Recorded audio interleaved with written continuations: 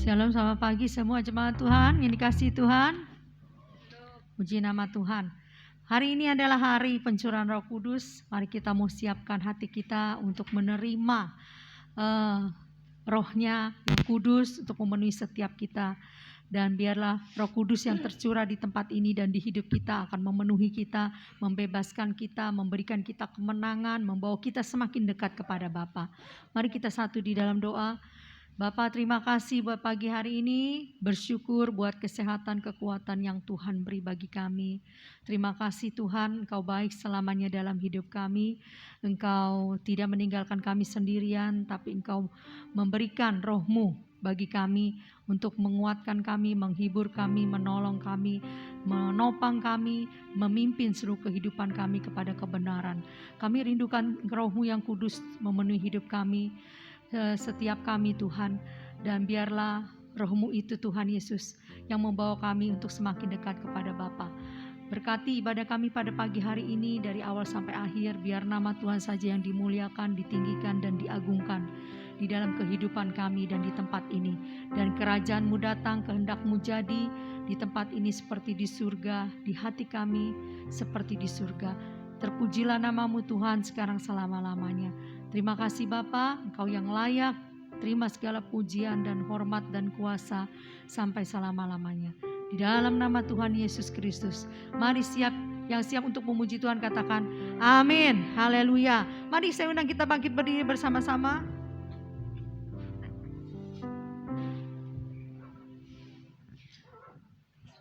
Kita percaya Roh Kudus akan tercurah di tempat ini, amin. Dan urapan yang ajaib, minyak yang baru akan tercurah di tempat ini, memenuhi kita semua.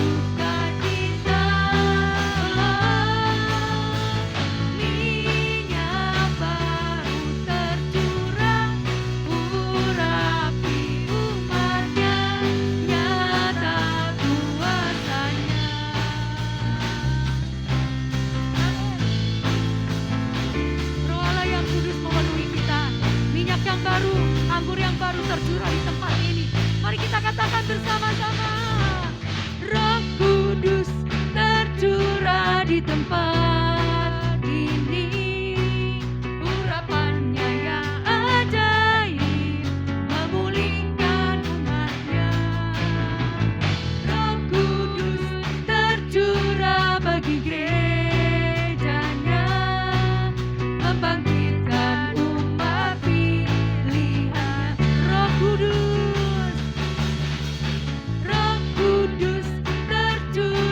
tempat ini urapan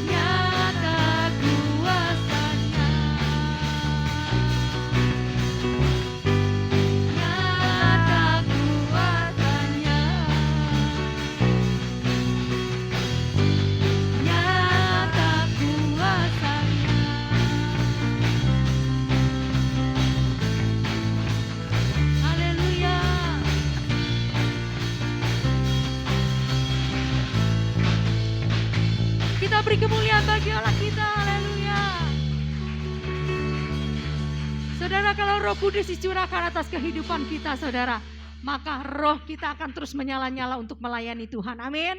Mari kita mau bersuka cita di hadapan Tuhan. Kita mau katakan pada Tuhan, Tuhan biarlah rohku terus menyala-nyala untuk melayani Engkau seumur hidupku.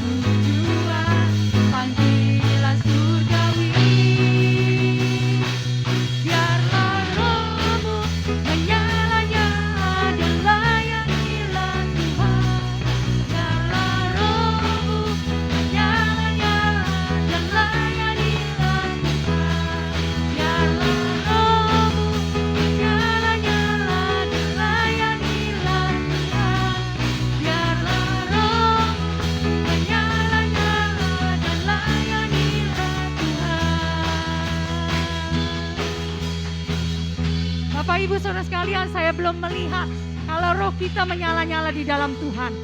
Pada saat roh kita menyala-nyala dengan Tuhan, saudara, kita pakai gerakan, saudara. Tangan kita seperti ini ya.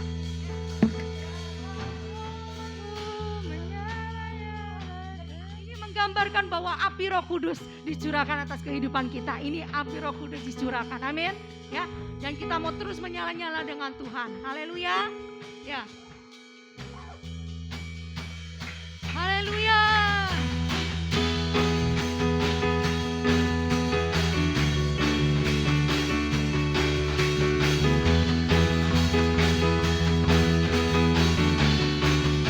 Mari semua katakan, biarlah rohmu menyala-nyala dan layanilah Tuhan. Biarlah rohmu menyala-nyala dan layanilah. Jemaat Tuhan katakan, biarlah rohmu menyala-nyala dan layanilah Tuhan. Biarlah rohmu menyala-nyala dan layanilah Tuhan. Tidak ada banyak waktu, tak ada banyak waktu. Biarlah jangan lalai, pekerjaan besar menunggu, ladang siap di Tuhan. Tanggalkan segala beban dan dosa yang merintangi. Berlari pada Tuhan, panggilan surgawi. Biarlah rohmu menyala-nyala dan layanilah Tuhan. Biarlah rohmu menyala-nyala dan layanilah Tuhan.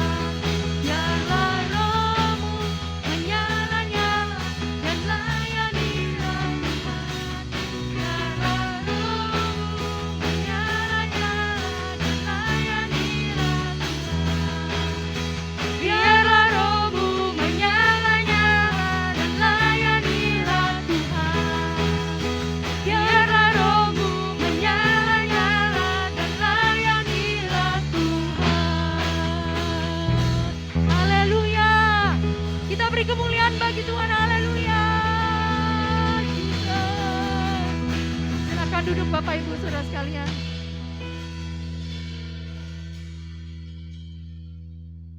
Haleluya. Terima kasih Tuhan.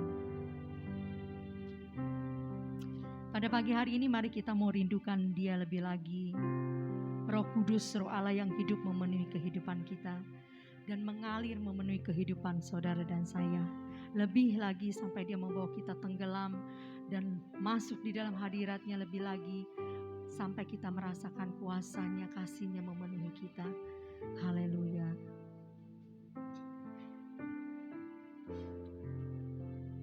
Yesus Tuhan.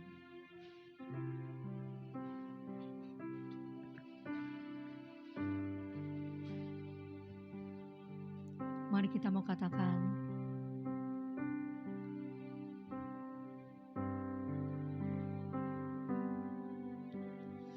Roh-Mu yang hidup penuhiku, mengalir dalamku.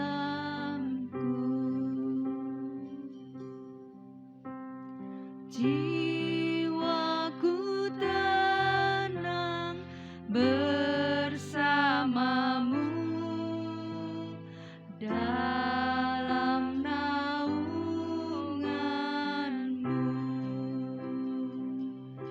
Ku buka hati untuk jamahan-Mu, berserah penuh di hadirat-Mu.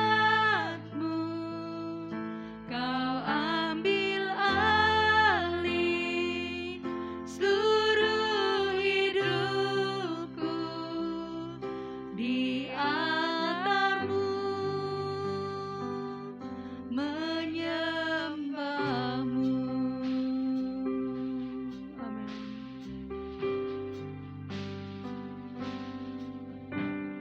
Roh-Mu yang kudus, pulihkanku. Engkaulah damaiku. Amin Tuhan. Ku hidup oleh anugerah-Mu yang menyertaiku, yang menyertaiku, yang menyertaiku. Mari angkat tanganmu, katakan, ku buka hati untuk jamahan-Mu, berserah penuh di hadirat-Mu.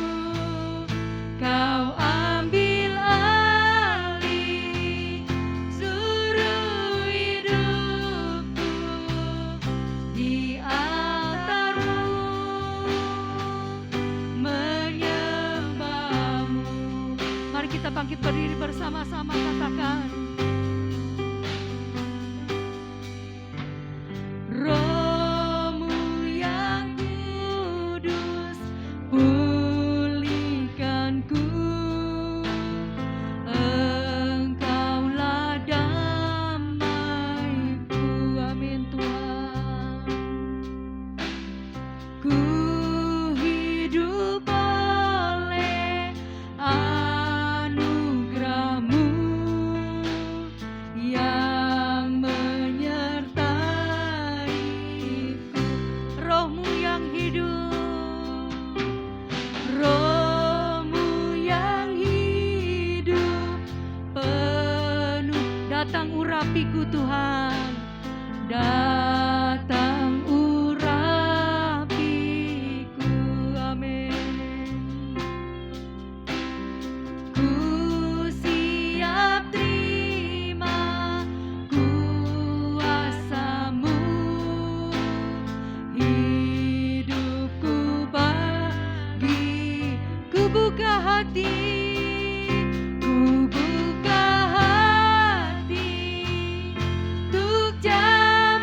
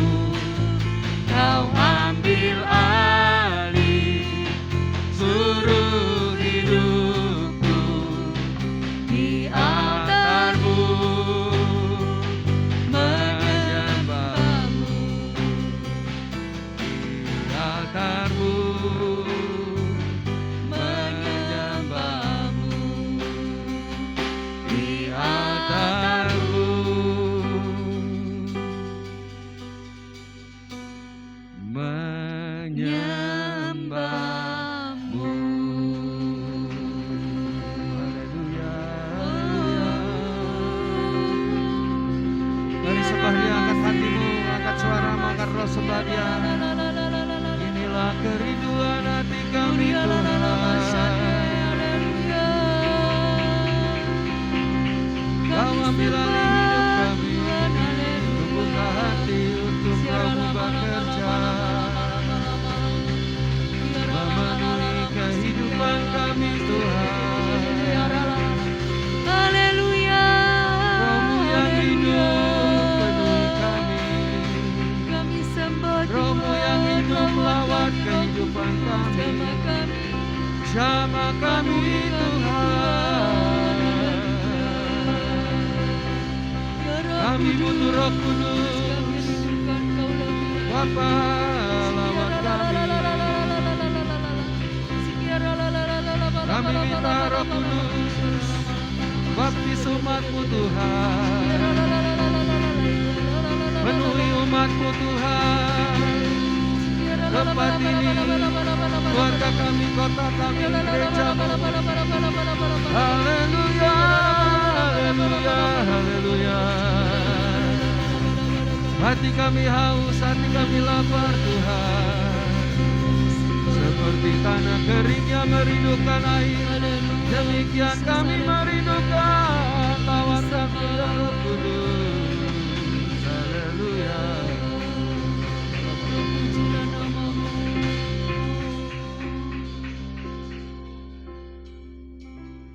Terima kasih Tuhan.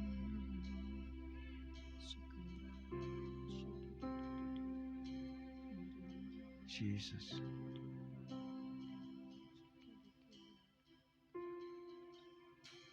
Yesus.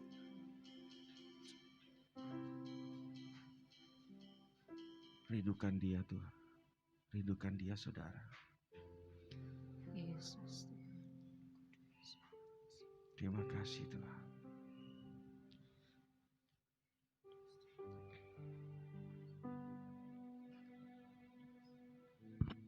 Kami bersyukur Tuhan Kau baik. Kau begitu mengasihi kami. Kami rindukan Kau. Biar di hari kami memperingati hari Pentakosta. Pengalaman Pentakosta yang dialami oleh murid-murid di loteng Yerusalem. Menjadi pengalaman kami juga di pagi hari ini. Terima kasih Tuhan. Terima kasih. Terus lawat kami. Terus jamah kami. Terus penuhi kami.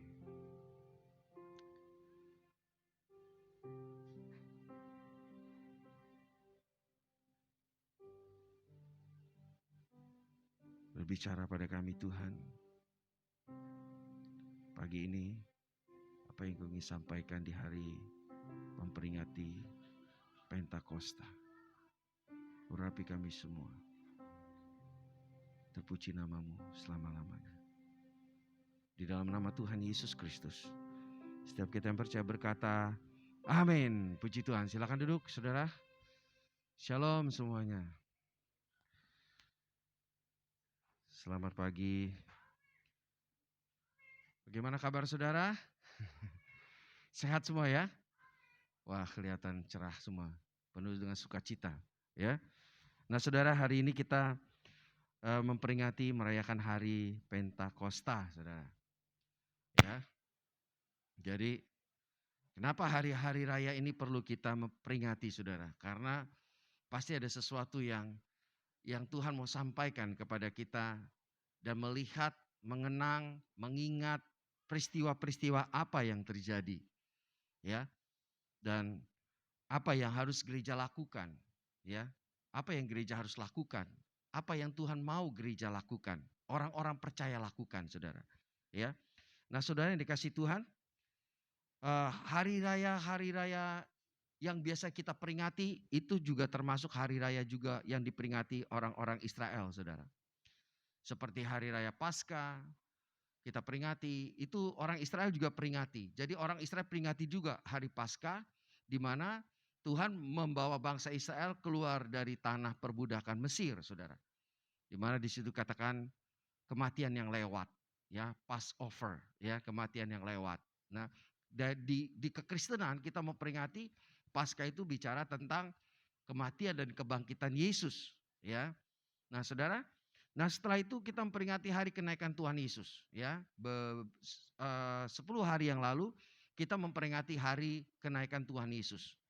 Dan setelah 10 hari di mana Tuhan menjanjikan bahwa berkata pada murid-murid, tunggu di loteng Yerusalem bahwa kamu akan menerima janji Tuhan.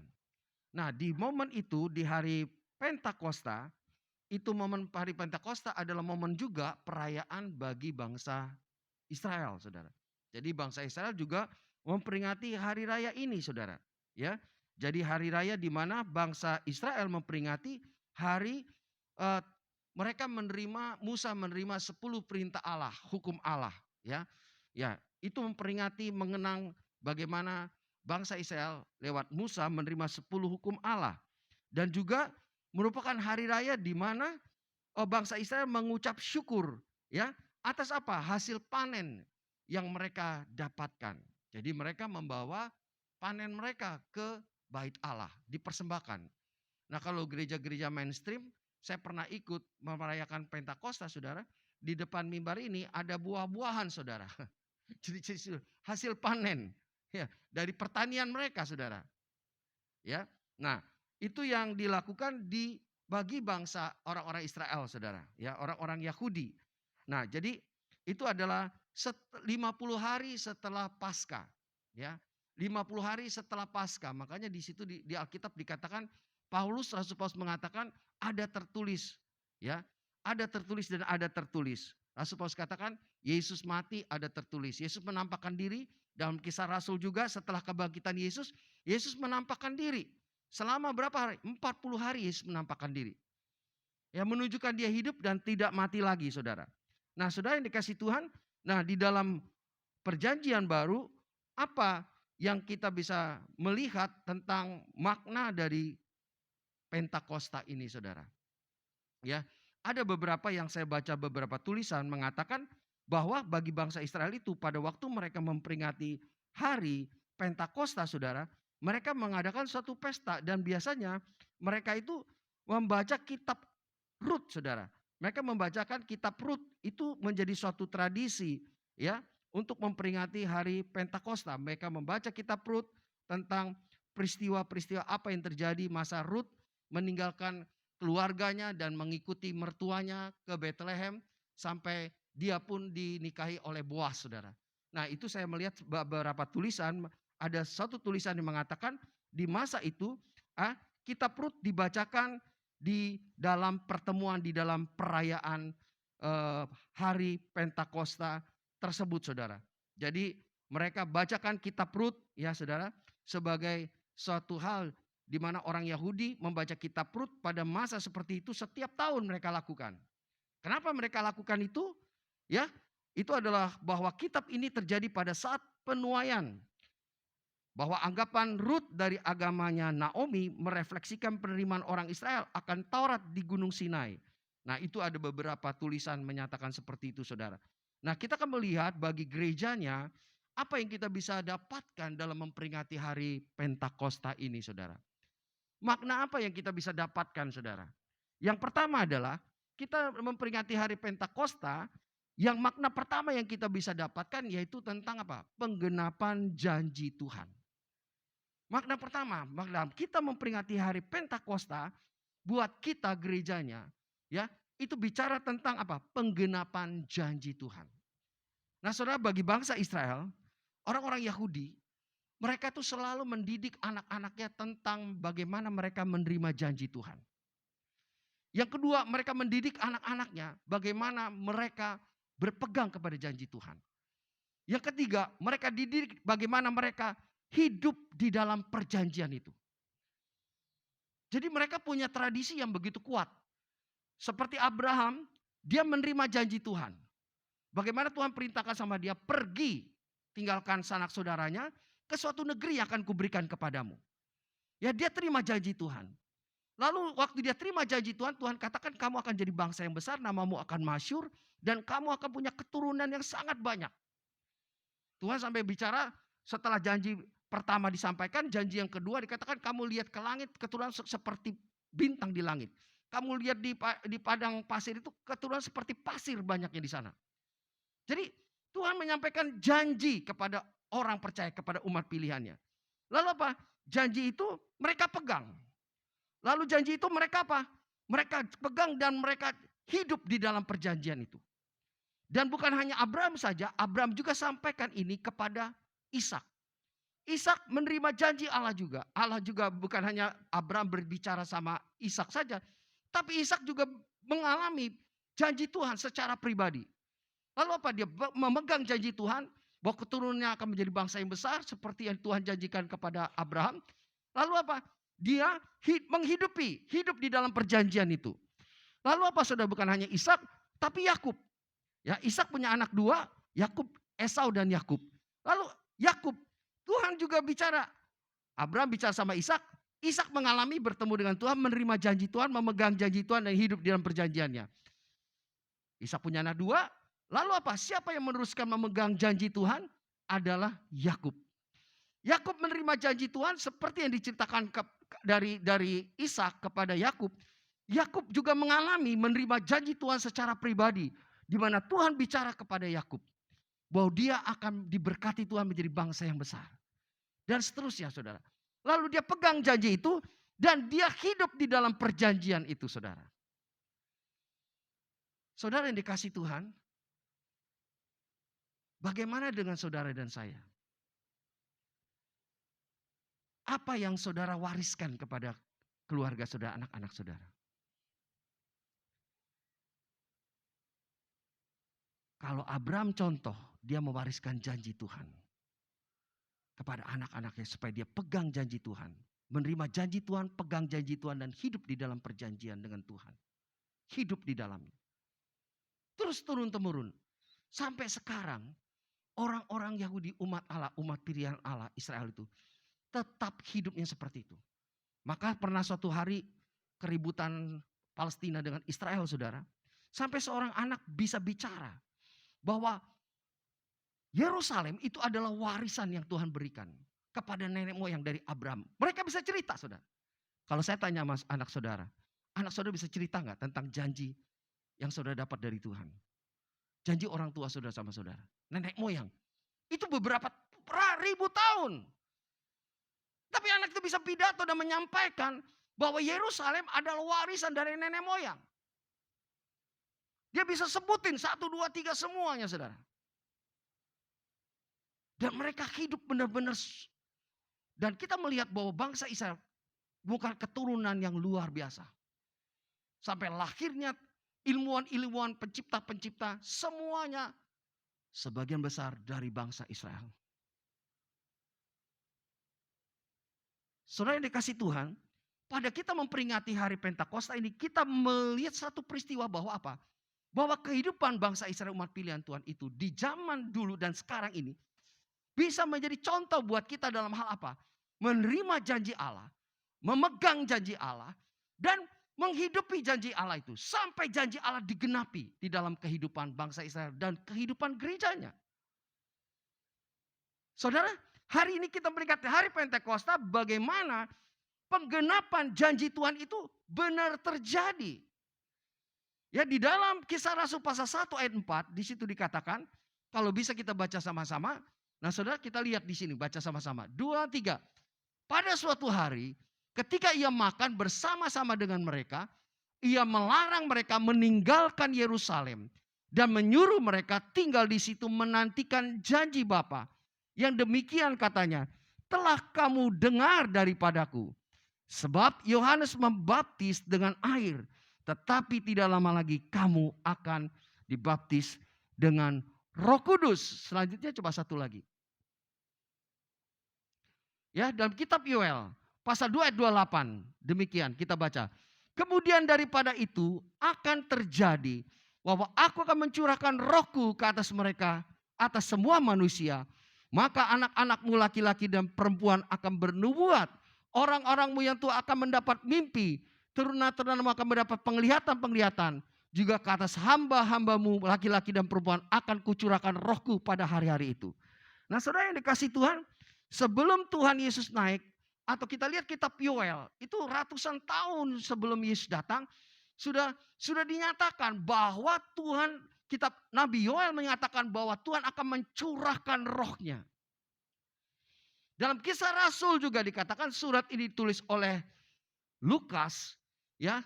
Dan Lukas menyatakan bahwa Yesus mengatakan bahwa kamu akan menerima janji Bapa. Yaitu apa? Kalau Roh Kudus turun, Yohanes membaptis kamu dengan air, tapi kamu akan dibaptis dengan Roh Kudus. Ini suatu janji, saudara. Suatu janji juga, banyak janji-janji yang lain, tetapi dalam hari Pentakosta ini kita melihat janji tentang apa? Roh Kudus yang dicurahkan. Tentang janji bahwa Tuhan akan memberikan Roh Kudus, mencurahkan Roh Kudus, akan membaptis murid-muridnya, orang percaya dengan Roh Kudus.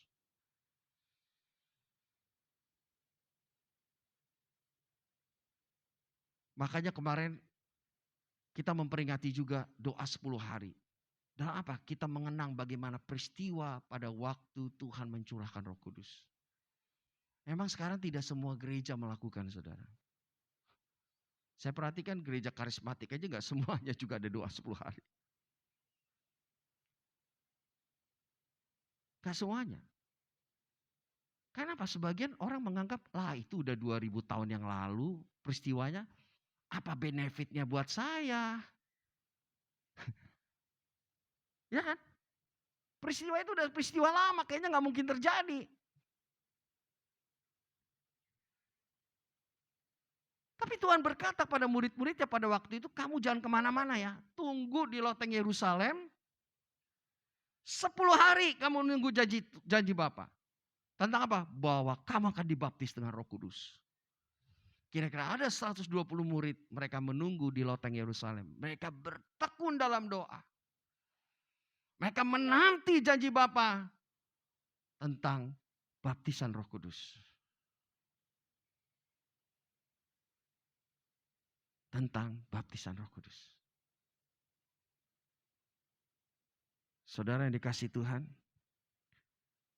reaksi murid-murid pada waktu itu, mereka meresponinya dengan sungguh-sungguh. Mereka berkumpul di loteng Yerusalem, mereka berdoa, mereka mencari Tuhan, menanti bahwa janji Bapa akan digenapi, saudara.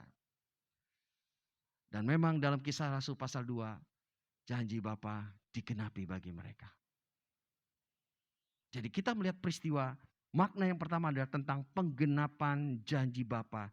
Dan ini menyatakan bahwa Tuhan Yesus, Dia adalah Tuhan yang setia. Dia tidak berdusta. Jadi Allah yang sudah dan saya sembah di dalam nama Tuhan Yesus, Dia adalah Allah yang setia. Dia sendiri mengatakan, minggu yang lalu saya berkhotbah tentang bahwa Yesus mengatakan, aku akan pergi dan aku akan mengirim Roh Kudus sebagai penolong Parakletos bagi gerejanya, bagi murid-muridnya. Dia akan menguatkan, menghiburkan kamu, mengajar kamu untuk bisa mengenal kebenaran, mengenal tentang kehendak Tuhan. Dia akan mengajar kamu bagaimana kamu, Roh Kudus juga akan mengajarkan kamu dalam persoalan kehidupan kamu yang berat. Dia akan membantu kamu dalam doa-doa kamu. Dia akan membantu murid-muridnya dan gerejanya supaya gerejanya bisa menghasilkan buah-buah Roh Kudus dan mendapatkan karunia-karunia. Dan itu saya sampaikan kemarin dan Yesus mengatakan itu sebelum Dia naik ke surga. Dan menyatakan aku akan mengirimkan Roh Kudus. Dan benar sudah dalam perayaan memperingati hari Pentakosta, benar Roh Kudus itu dicurahkan. Saudara yang dikasih Tuhan, makna yang kedua yang kita bisa dapatkan apa? Turunnya Roh Kudus memenuhi murid-murid. Jadi murid-murid itu penuh dengan Roh Kudus. Dalam kisah Rasul pasal yang kedua, ayat yang ayat yang ke-1 di situ sampai ayat yang ke-4, kita akan melihat dan kita membaca sama-sama, sudah bisa baca ikut sama-sama saya. Ya, kita melihat di sini. Nah, kisah 2 ayat 1 dikatakan, ketika tiba hari Pentakosta, semua orang percaya berkumpul di satu tempat. Tiba-tiba turunlah dari langit suatu bunyi seperti tiupan angin keras yang memenuhi seluruh rumah di mana mereka duduk. Ayat yang ketiga, tampaklah kepada mereka lidah-lidah api, lidah-lidah seperti nyala api yang bertebaran dan hinggap pada mereka masing-masing. Ayat yang keempat ini. Maka penuhlah mereka dengan Roh Kudus, lalu mereka berkata-kata dalam bahasa-bahasa lain seperti yang diberikan oleh Roh itu kepada mereka untuk mengatakannya. Jadi hari Pentakosta makna yang kedua adalah kita melihat turunnya Roh Kudus memenuhi murid-murid di loteng Yerusalem. Kalau kita bicara tentang Pentakosta, apa Pentakosta? Pentakosta itu tentang penggenapan janji Tuhan. Apa sih Pentakosta itu? Pentakosta bicara tentang turunnya Roh Kudus kepada murid-murid pada waktu itu. Saudara bisa menjelaskan apa maknanya itu? Jadi ada satu peristiwa di mana Roh Kudus turun. Nextnya kita lihat murid-murid penuh dengan Roh Kudus. Ada lidah-lidah seperti api turun ke atas kepala mereka. Kalau kita lihat gambarnya. Ada lidah-lidah turun di atas kepala murid-murid. Mereka penuh dengan Roh Kudus. Ya, lidah seperti api turun di atas kepala mereka. Ini suatu peristiwa yang menggentarkan saudara. Sehingga mereka apa? Tanda mereka dibaptis penuh Roh Kudus. Dibaptis Roh Kudus apa? Mereka bisa berkata-kata dengan bahasa yang baru. Yang mereka nggak pernah pelajari. Bahasa Persia, Media, Arab dan sebagainya. Karena momen hari Pentakosta itu saudara. Bangsa Israel dari seluruh penjuru dunia itu kumpul di Yerusalem memperingati hari raya, hari besar itu saudara.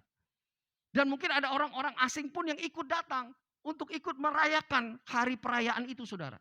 Jadi ada suatu perayaan pesta besar seperti kalau buat orang Dayak itu gawai. Gawai, perayaan panen. Nah buat bangsa Israel itu hari Pentakosta itu gawai. Gawai panen. Mereka bersuka cita atas panen, atas berkat Tuhan, kebaikan Tuhan yang mereka alami setiap tahun dan di tahun itu. Bagaimana Tuhan menolong mereka sehingga hasil panen mereka bisa baik dan bagus saudara. Itu suatu perayaan saudara. Jadi mereka kumpul dari mana-mana, mungkin ada anak-anaknya di luar negeri dan sebagainya. Mereka kumpul datang memperingati hari Pentakosta. Kalau orang Chinese bilang apa? Konyen. Ya kan? Konyen itu biasa semua dari ujung-ujung dunia kumpul. Cuma hari sekarang pandemi tidak boleh kumpul. Kita kumpul lewat online. Ya kan? Lihat video call lewat Zoom. Makan masing-masing menunya makanan di meja mereka masing-masing. Jadi makan bareng saudara sambil ngomong. Kenapa? Karena pandemi. Karena pandemi COVID-19 sehingga bisa nggak ngumpul saudara. Nah ini peristiwa yang besar bagi bangsa Israel. Peristiwa yang besar di mana Roh Kudus dicurahkan, Roh Kudus memenuhi murid-murid pada waktu itu saudara. Dan mereka bisa berkata-kata dengan bahasa yang baru yang diberikan Roh Kudus. Kita gereja karismatik juga mempercayai tanda baptisan Roh Kudus adalah tanda pertama adalah orang bisa berkata-kata dengan bahasa yang baru. Jadi waktu dia dibaptis Roh Kudus, dia bisa berkata-kata dengan bahasa baru yang belum pernah dia pelajari. Tidak ikut-ikutan. Nah kalau bisa satu orang berkata, dia dengar, ikut, yang satu, satu, bukan begitu. Tapi apa? Roh Kudus yang memberikan. Karena di dalam kitab Yohanes pasal 7, siapa yang haus, dia datang kepadaku dan minum, Yesus berkata. Siapa yang haus dahaga datang padaku dan minum. Artinya apa Yesus mengatakan? Siapa yang percaya kepadaku, Yesus berkata, di dalam dirinya akan ada aliran-aliran air yang mengalir. Di dalam terjemahan lain, ada sungai-sungai yang akan mengalir. Mengeluarkan aliran-aliran air. Itu bicara siapa sungai itu? Bicara tentang Roh Kudus. Jadi kalau setiap orang percaya kepada Yesus, di dalam dirinya, pada waktu Roh Kudus belum datang. Di dalam kitab Injil Yohanes pasal 7. Itu bicara tentang Roh Kudus akan datang. Nah, di dalam peristiwa Pentakosta ini Roh Kudus dicurahkan pada murid-muridnya supaya apa?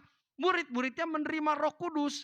Roh Kudus sebagai sumber, itu tadi katakan Yesus katakan sebagai sumber sungai-sungai kehidupan itu tinggal di dalam hati murid-muridnya. Dan mengalir. Mengalir air sungai kehidupan di dalam hati murid-murid keluar mengalir.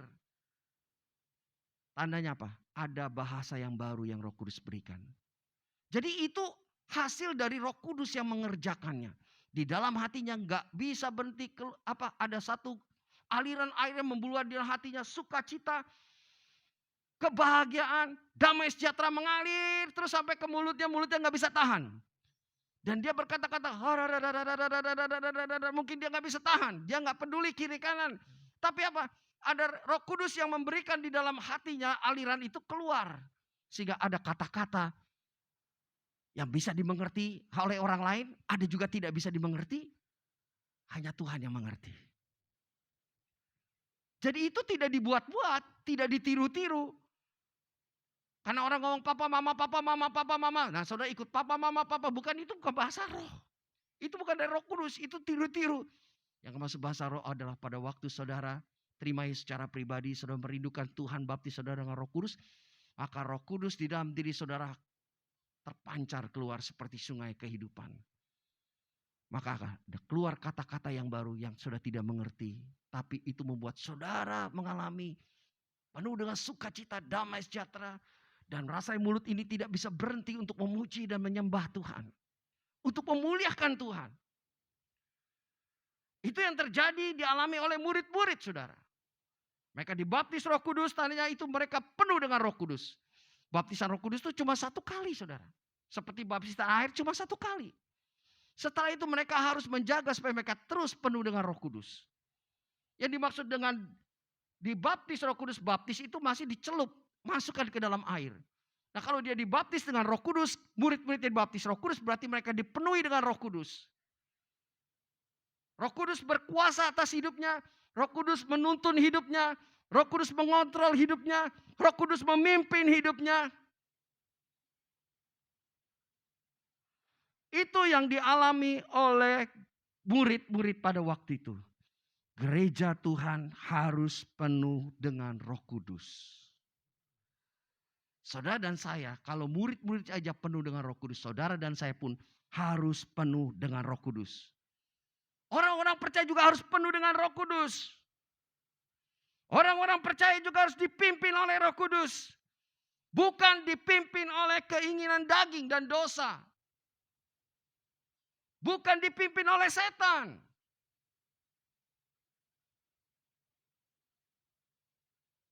Gak tahu saya kalau saudara ibadah. Saudara beli baca firman Tuhan atau baca yang lain? Coba lihat sebelahnya. Ada HP, pegang HP, lagi baca apa? Kalau saudara dipimpin Roh Kudus, saudara akan fokus mendengarkan firman Tuhan dengan baik. Kenapa? Roh Kudus harus memenuhi gerejanya orang percaya. Sekarang jadi pertanyaan. Saudara dan saya ini penuh dengan apa? Apa yang saudara rindukan? Hari Pentakosta ini mengingatkan kita bahwa kita sebagai orang percaya hidup kita harus dipimpin, dipenuhi Roh Kudus. Bukan dipimpin, dikuasai oleh keinginan daging, dosa, apalagi setan.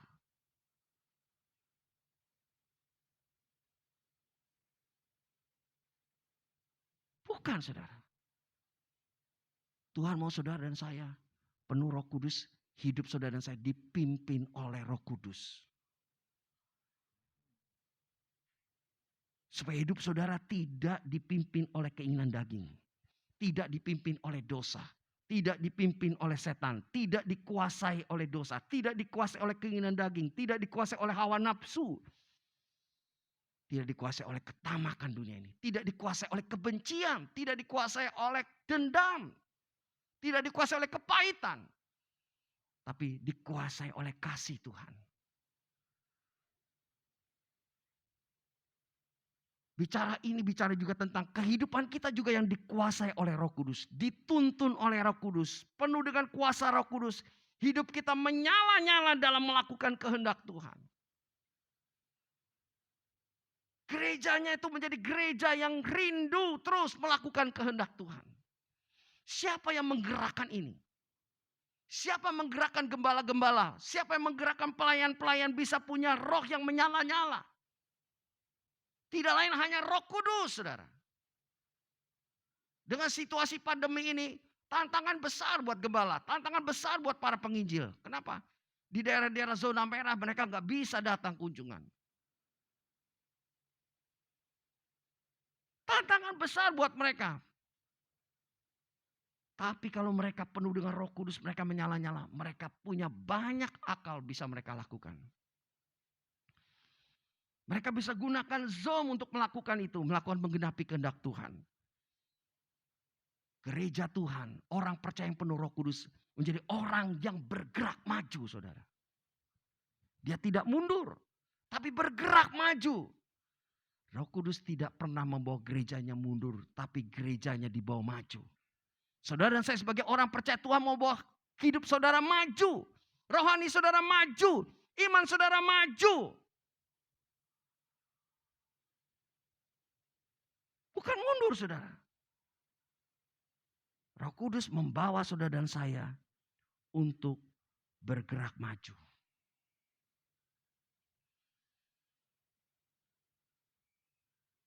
Bukan bergerak mundur. Yang ketiga saudara, makna yang kita bisa dapat pelajari hari ini adalah gereja menjadi saksi Kristus. Memperingati hari Pentakosta yang kita bisa dapat makna yang ketiga adalah gereja menjadi saksi Kristus. Murid-murid menjadi saksi Kristus dan dalam masa ini gereja harus menjadi saksi Kristus. Melakukan amanat agung. Nah dalam Kisah Rasul pasal 2 ayat 14 kita melihat ayat ini yang pertama. Ayat pasal 2 ayat 14 berkata demikian. Maka bangkitlah Petrus berdiri dengan ke-11 rasul itu. Dan dengan suara nyaringnya berkata kepada mereka, hai kamu orang Yahudi dan kamu semua yang tinggal di Yerusalem, ketahuilah, camkanlah perkataanku ini. Ya saudara, Petrus berapa waktu yang lalu dia baru saja menyangkal Yesus 3 kali.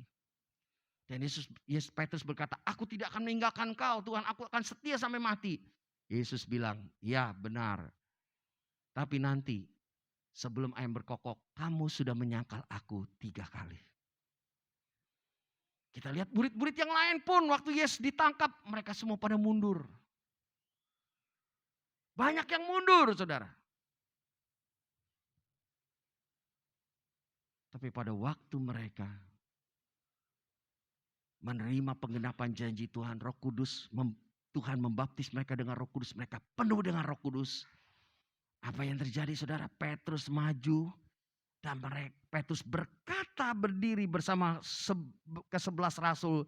Dan mereka dengan suara nyaring berkata, hai kamu orang Yahudi dan kamu semua yang tinggal di Yerusalem, ketahuilah, camkanlah perkataanku ini. Petrus bisa bersaksi saudara. Petrus bisa menyampaikan kesaksian tentang siapa Yesus, tentang firman Tuhan. Tentang penggenapan firman Tuhan, tentang janji Tuhan, Petrus bisa nyampaikan itu saudara. Saudara, banyak kesaksian. Orang-orang yang dulunya tidak dibaptis Roh Kudus, belum lahir baru dan belum dibaptis Roh Kudus, menjadi orang yang malu. Orang yang gak bisa ngomong. Orang yang penakut.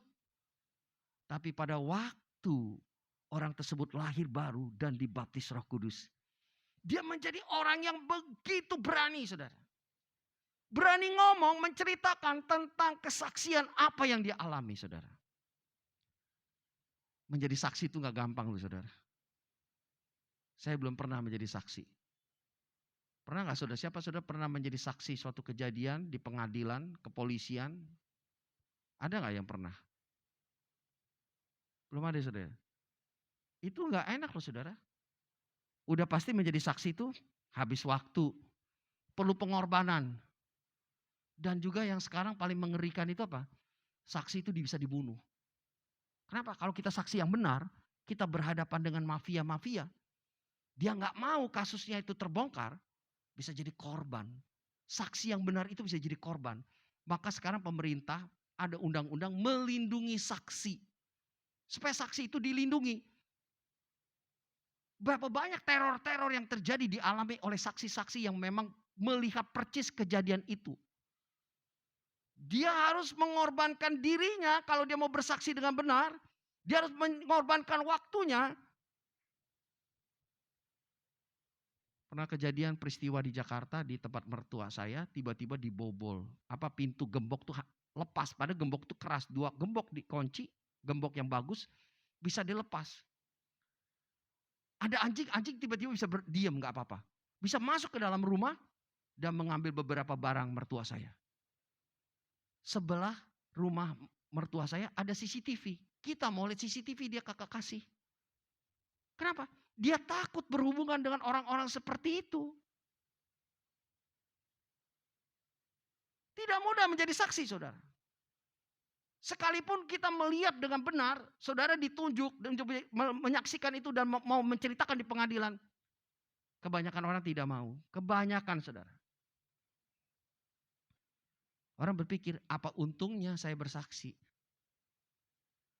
Malah merugikan saya. Jangan-jangan saya yang ditangkap. Jangan-jangan saya ini. Itu saudara. Itu bicara tentang di dunia umum. Apalagi menjadi saksi Kristus. Jangan saya lah. Biarlah Pak Pendeta aja lah. Biar tuh penginjil, pejabat, pelayan-pelayan aja yang jadi saksi. Itu bukan tanggung jawab saya. Saudara, firman Tuhan mengatakan, menjadi saksi itu bukan hanya penginjil, pendeta saja yang dipanggil. Tapi semua orang percaya, semua orang yang diselamatkan, semua yang udah lahir baru, semua yang telah penuh Roh Kudus, Tuhan mau saudara bersaksi. Menceritakan bagaimana Tuhan mengubahkan hidup saudara. Dulu sebelum saudara bertaubat, seperti apa hidup saudara? Saya dulu sebelum bertaubat, saya suka berantem, berkata-kata kasar. Saya takut mati. Saya hidupnya penuh dengan dosa. Tapi waktu saya bertemu, ikut mengajak anak sekolah minggu, bertemu dengan Tuhan Yesus. Dan guru sekolah minggu mengajar saya berjumpa dengan Tuhan Yesus.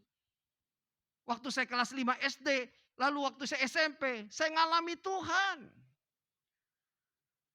Hidup saya diubahkan Tuhan waktu saya berjumpa dengan Yesus.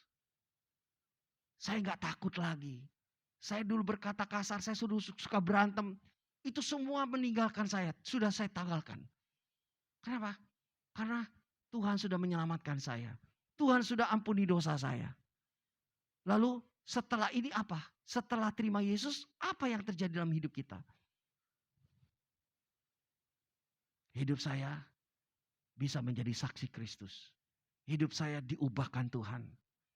Keluarga saya diberkati Tuhan. Menjadi saksi Kristus dan melayani Tuhan. Itu kesaksian. Jangan sampai dulu kita bertobat terima Yesus. Dulu hidup kita jahat gak benar. Kita bertobat terima Yesus. Lalu kita kembali lagi buat jahat yang tidak benar. Balik mundur lagi saudara. Dulu saya gak benar. Berontak, melawan.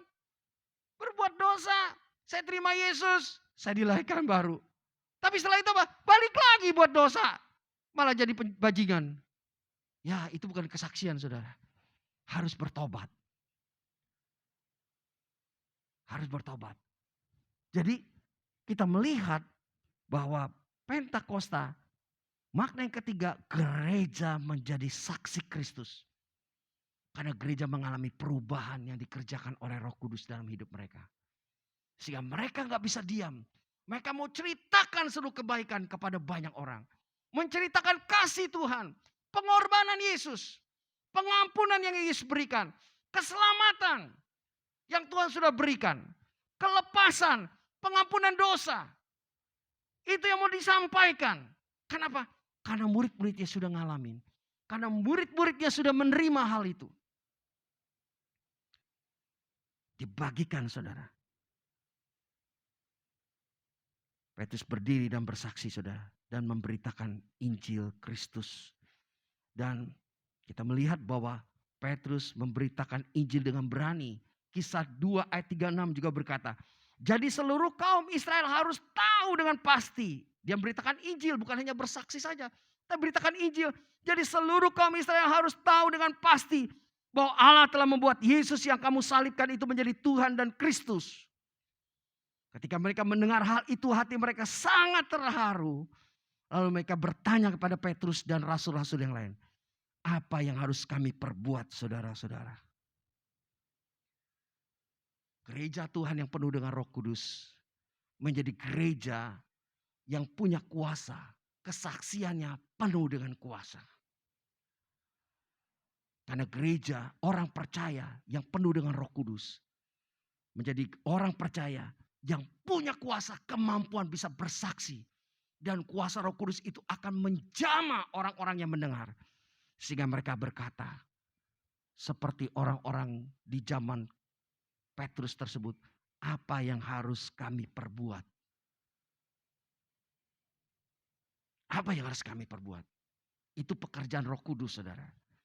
Jadi kita rindukan ini terjadi. Seperti juga jawab Petrus ayat 38, jawab Petrus, bertobatlah, hendaklah kamu masing-masing memberi dirimu dibaptis dalam nama Yesus Kristus untuk pengampunan dosamu, maka kamu akan menerima karunia Roh Kudus. Berani gak kita bilang begitu? Kamu harus bertobat dan menyerahkan dirimu dibaptis supaya kamu terima karunia Roh Kudus. Mungkin kita jarang berani ngomong gitu lagi. Tapi memang kita perlu sampaikan itu. Kalau Tuhan memerintahkan kita untuk menyampaikan itu, kamu harus bertobat dan menyerahkan dirimu dibaptis. Sampaikan itu dengan apa? Dengan kuasa Roh Kudus. Injil yang tidak takut untuk sampaikan kebenaran. 3 makna. Yang pertama tentang penggenapan janji Tuhan. Yang kedua tentang kepenuhan Roh Kudus, turunnya Roh Kudus. Yang ketiga bicara tentang gereja menjadi saksi, memberitakan, menggenapi amanat agung. Dampaknya apa, saudara? Dampak dari hari Pentakosta itu, Pentakosta. Dampaknya apa? Tuaian jiwa-jiwa terjadi dalam Kisah Rasul. Ada 3.000 orang menyerahkan diri untuk dibaptis, saudara. 3.000 orang menyerahkan diri dibaptis. Pada ayat 41, orang-orang menerima perkataan itu memberi diri mereka dibaptis. Dan pada hari itu jumlah mereka bertambah kira-kira 3.000 jiwa. Sekarang jadi pertanyaan, kita memperingati hari Pentakosta. Berapa jiwa-jiwa yang ditambahkan di rumah Tuhan? Malah banyak yang mundur, saudara.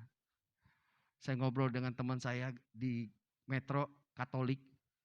Aduh, dengan gak adanya ibadah ini digilir-gilir mereka juga ngelihat jemaat tuh tambah menurun. Gak tahu mereka ibadah online gak? Tidak tahu. Keseriusan ibadah bener gak? Ada teman saya ibadah sambil pakai celana pendek, sambil belum mandi, belum apa, dia itu sambil masak. Ibadah online sambil masak, sambil apa, sudah minum kopi. Teman saya satu lagi, lebih luar biasa saya dengar. Dia ibadah pakai jas, saudara. Seperti menghadap Tuhan, karena dia melihat, kita kan sudah menghadap Tuhan ibadah. Sungguh-sungguh dia pakai jas rapi, seperti mau ibadah, saudara. Setiap orang pandangan dengan Tuhan beda, saudara. Ada yang bermandang kalau dia ketemu dengan Tuhan, dia memang harus Tuhan. Tuhan maha luar biasa. Harus persiapan dengan baik.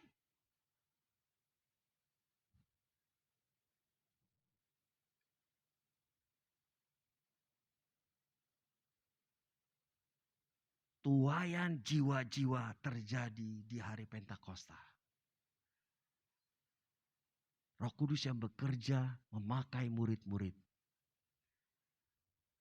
Saudara, buat saudara tuh penting gak sih jiwa-jiwa itu diselamatkan? Lebih penting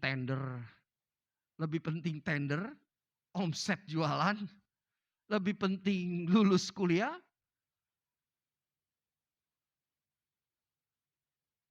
dibanding dengan jiwa-jiwa yang diselamatkan, lebih penting mana, saudara? Mungkin setiap kita akan jawab sendiri. Saudara dan saya menaruh jiwa-jiwa yang diselamatkan itu di prioritas keberapa? Saudara menaruh target perusahaan saudara di prioritas keberapa? Saudara menaruh target cita-cita saudara di mana?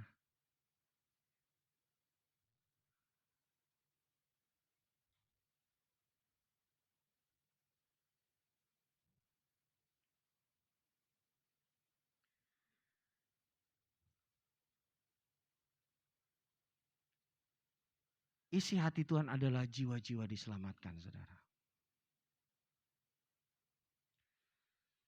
Isi hati Tuhan adalah supaya jiwa-jiwa diselamatkan. Bagaimana saudara melihat jiwa-jiwa yang tidak mengenal Tuhan? Gak usah jauh-jauh, mulai dari ring keluarga saudara. Istri, anak, orang tua, adik, adik ipar, mertua, mantu, sahabat kita. Mulai coba lihat ring pegawai kita sendiri. Gak usah jauh-jauh. Pegawai kita, ini mereka sudah kenal Tuhan belum? Mereka sudah penuh Roh Kudus belum? Sudah lahir baru belum? Saya kemarin saudara mendengar satu cerita dari orang yang masuk terlibat di dalam untuk mendirikan negara ekstra di Indonesia.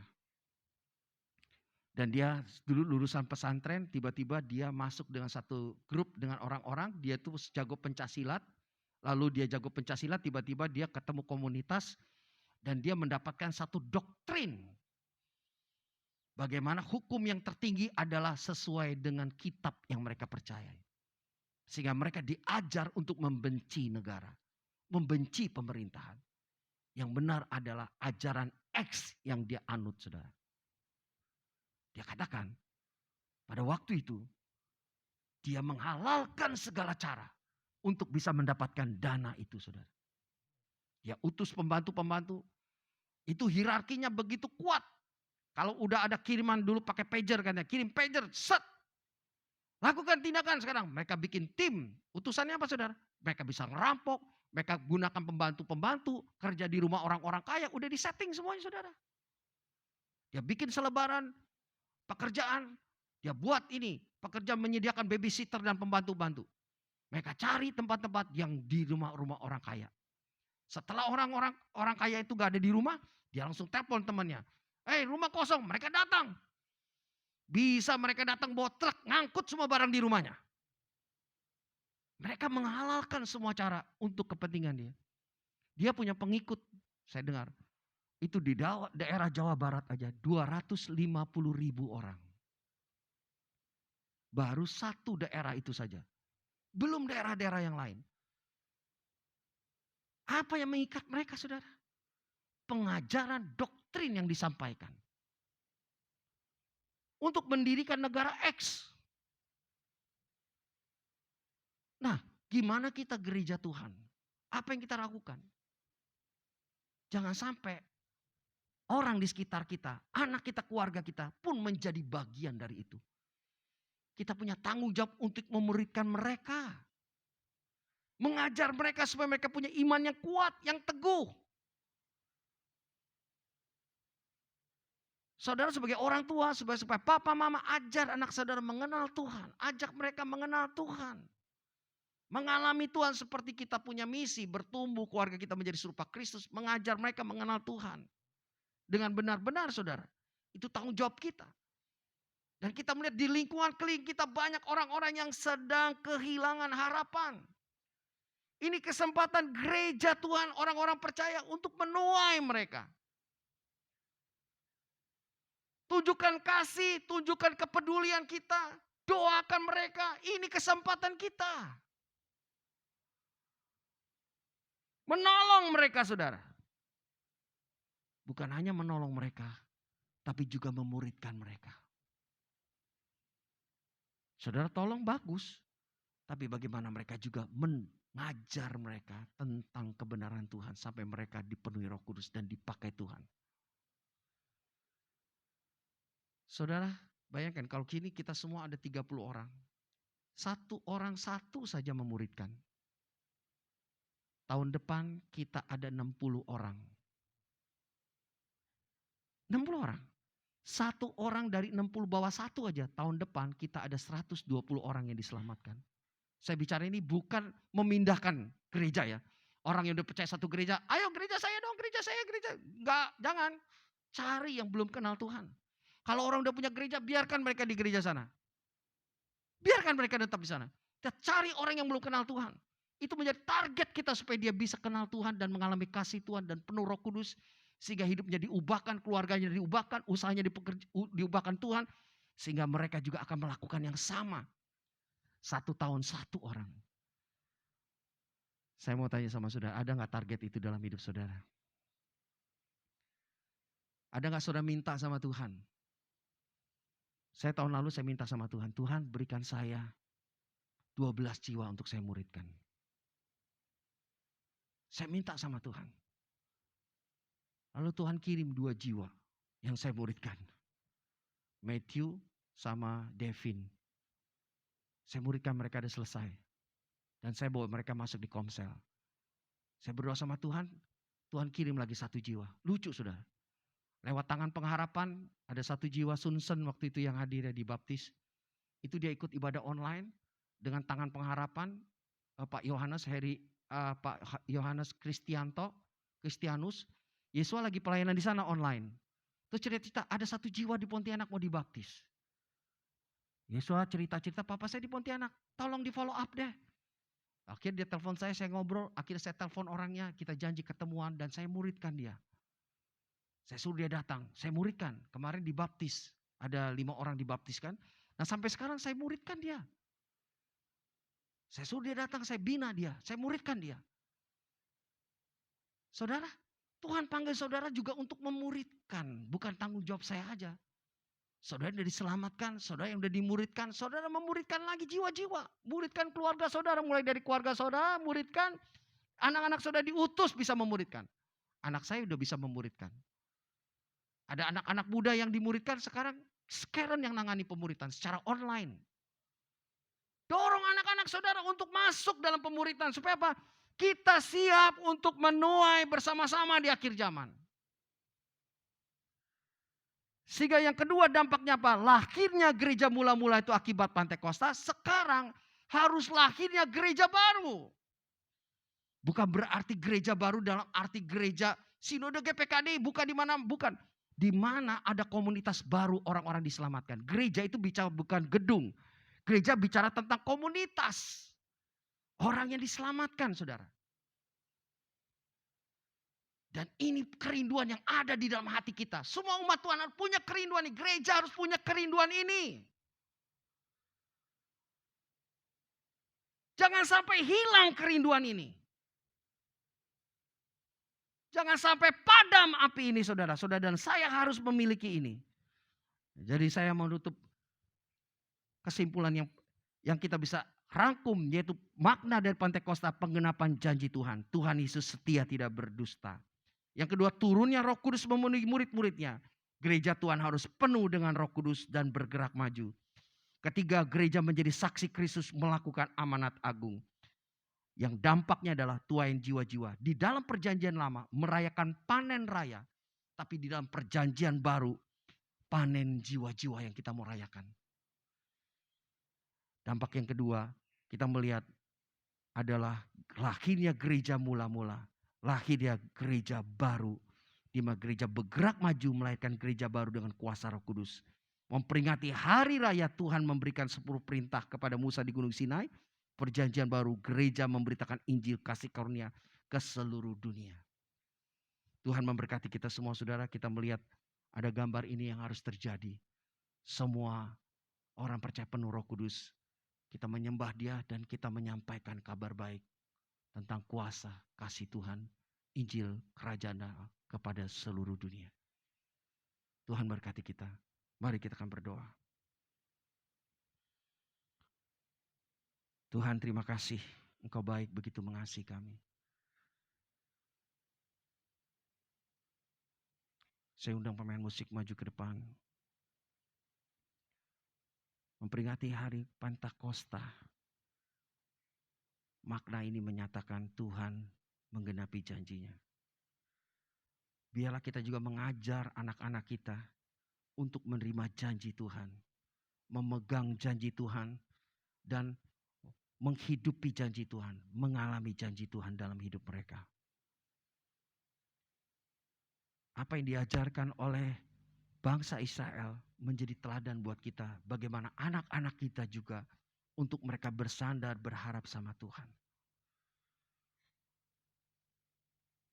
Makna Pentakosta bicara tentang turunnya Roh Kudus kepada murid-murid. Baptisan Roh Kudus. Tuhan mau gerejanya juga penuh dengan kuasa Roh Kudus dan bergerak maju. Makna selanjutnya adalah Tuhan mau gereja menjadi kesaksian. Melakukan amanat agung.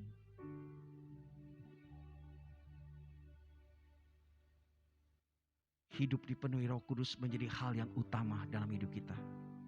Hidup menjadi saksi Kristus, menyampaikan Injil Kerajaan Allah, itu adalah hal yang utama dalam hidup kita. Karena kita udah ditebus, kita udah diselamatkan. Tuhan mau memakai saudara untuk melakukan juga apa yang Dia rindu dan apa yang sudah Dia lakukan.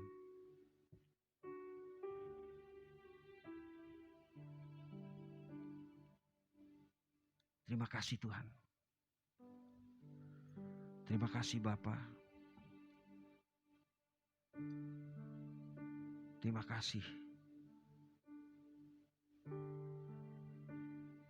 Apakah Roh Kudus menguasai memenuhi hidup saudara? Apakah Roh Kudus menuntun, memimpin kehidupan saudara?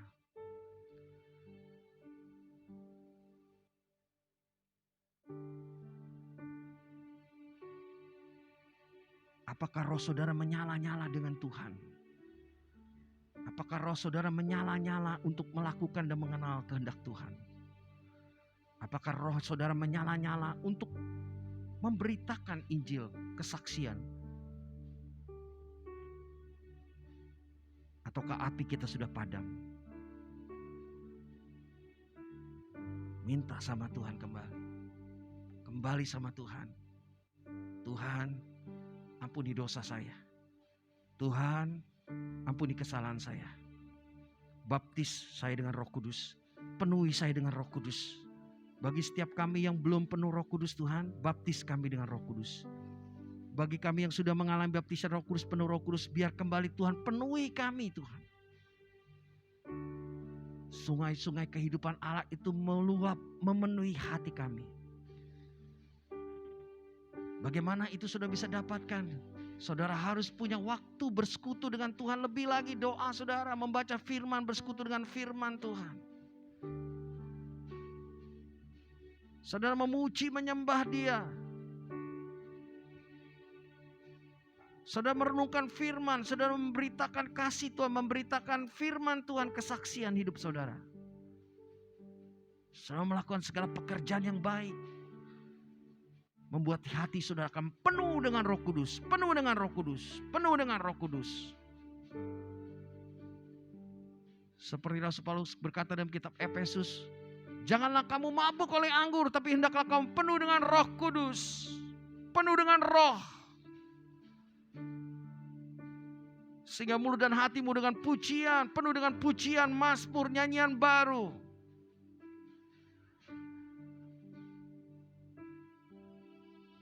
Terima kasih Tuhan.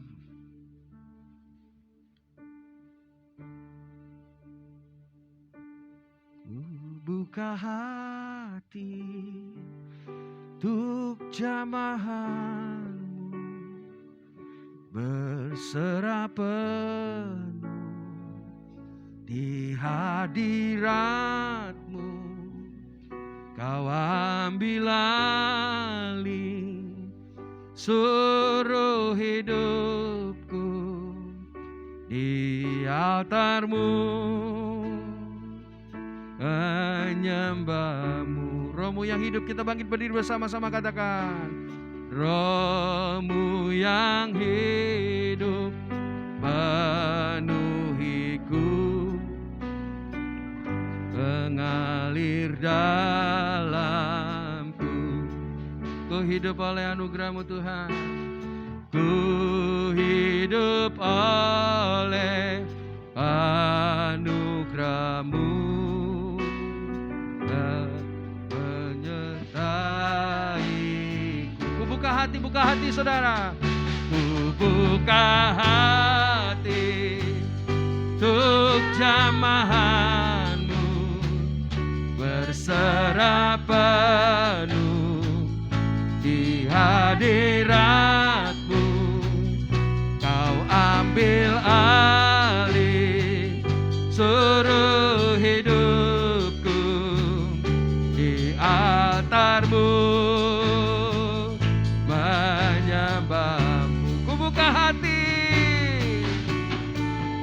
Angkat tanganmu di hadapan Tuhan, katakan, Tuhan, kubuka hati, ku perlu Roh Kudus Tuhan.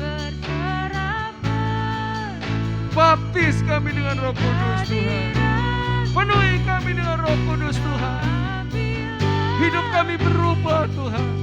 Hidup kami dapat bertumbuh serupa dengan Kristus. Hidup kami berkemenangan. Hidup kami bisa melakukan dan mengenal kehendak Tuhan. Oh, kubuka hati. Sungguh kami butuh Roh Kudus menjadi penolong kami. Berikan kami kekuatan, kuasa, tuntunan, arahan, kemampuan untuk hidup benar. Menjadi saksi Tuhan. Menjadi berkat bagi banyak orang Tuhan. Tuhan, tolong kami. Lebih lagi katakan, ku buka hati, Roh Kudus.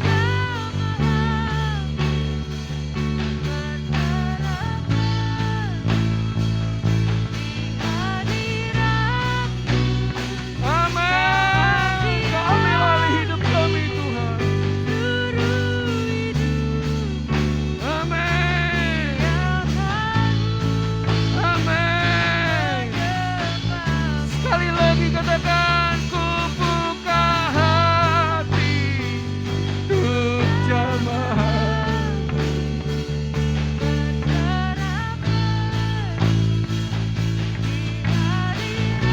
Jesus.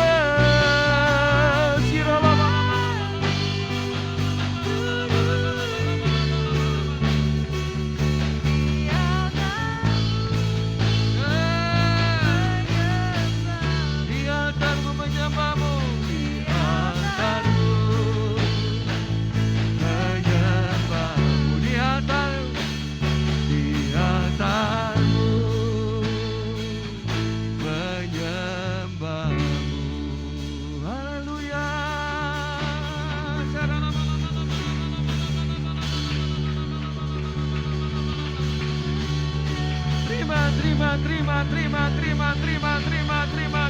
Terima. Roh Kudus, terima Roh Kudus, terima, penuh. Bapa, baptis umatmu, gerejamu dengan Roh Kudus. Baptis umatmu, gerejamu dengan Roh Kudus. Sehingga mereka penuh dengan Roh Kudus. Penuh kasih Tuhan, penuh kuasa Tuhan. Penuh dengan kerinduan, roh yang menyala-nyala. Mereka tahu tujuan hidup mereka. Mereka mengenal kehendak Tuhan. Mereka mengerti kehendak Tuhan. Mereka hidup di dalam kehendak Tuhan. Mereka menjadi kesaksian. Mereka menjadi kesaksian Tuhan. Mereka menjadi murid Kristus. Dan mereka memuridkan banyak jiwa-jiwa. Ya Tuhan, terjadi panen raya. Tuayan yang besar terjadi Tuhan. Hujan pertobatan, keselamatan terjadi di dalam nama Yesus lewat kehidupan gerejamu, umatmu. Haleluya.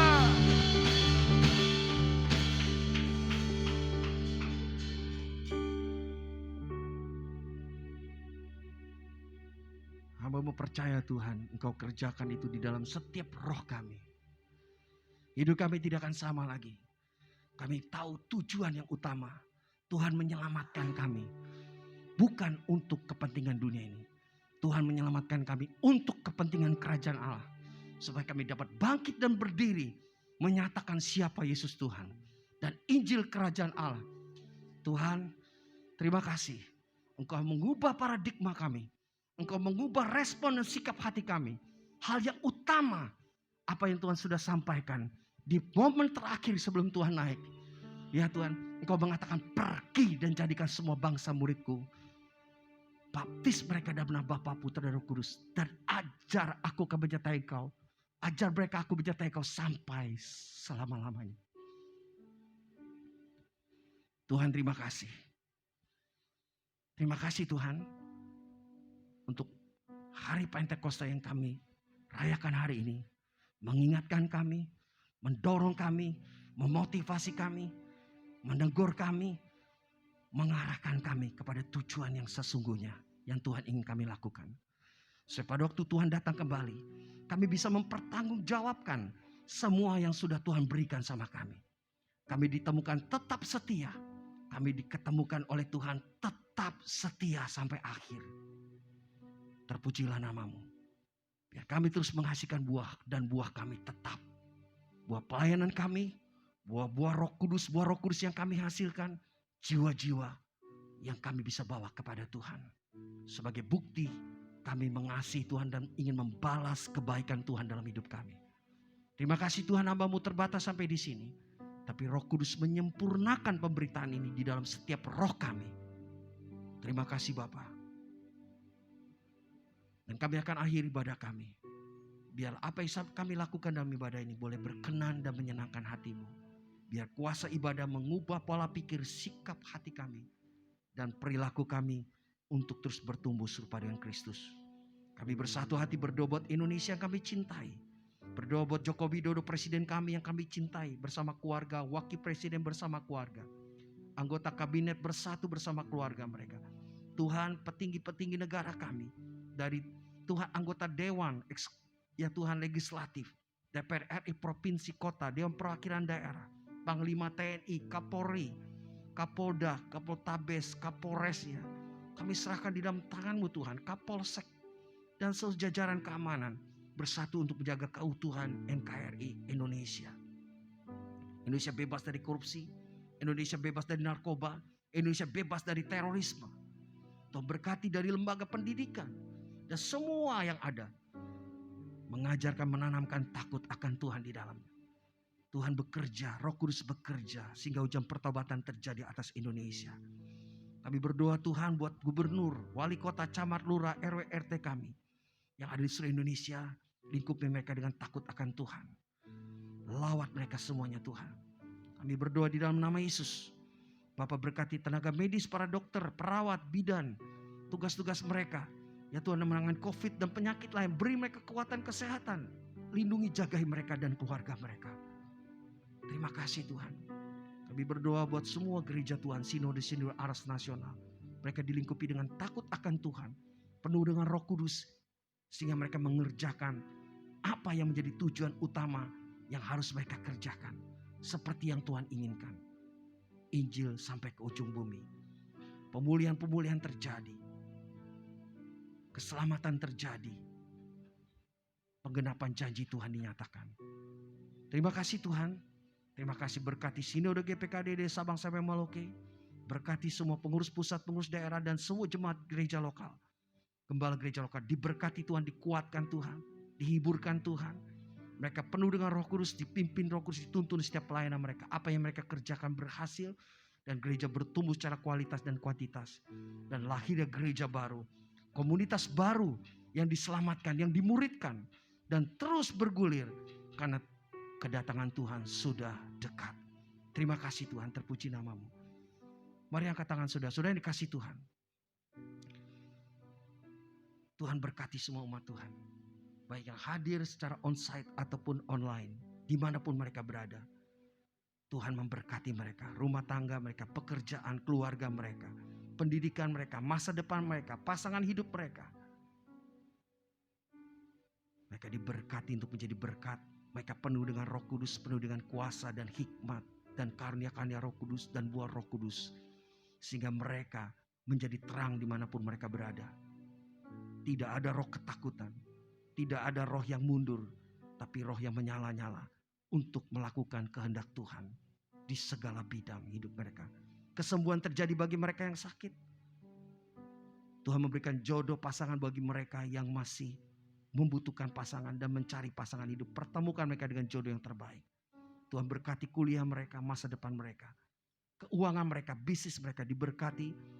Supaya mereka menjadi berkat bagi kerajaan Allah. Terpujilah namamu. Tuhan memberkati engkau dan melindungi engkau. Tuhan menyinari engkau dengan wajahnya dan memberikan engkau kasih karunia. Tuhan menghadapkan wajahnya kepadamu dan memberikan engkau damai sejahtera. Dan terimalah seluruh berkat yang berlimpah-limpah dalam semua hal. Dan damai sejahtera dari Bapa. Kasih sayang dari Tuhan Yesus Kristus. Persekutuan dengan Roh Kudus terus menuntun, mengurapi engkau, memenuhi engkau, mengajar engkau. Menguatkan, menghibur engkau dalam segala hal. Mau engkau dalam kemenangan dan berhasil dalam semua yang Allah inginkan kau lakukan. Dan kau bertumbuh menjadi serupa dengan Kristus. dan menjadi mempelainya Allah menanti kedatangan Tuhan kedua kali. Dalam nama Tuhan Yesus setiap kita percaya berkata, amin. Tuhan berkati, selamat siang.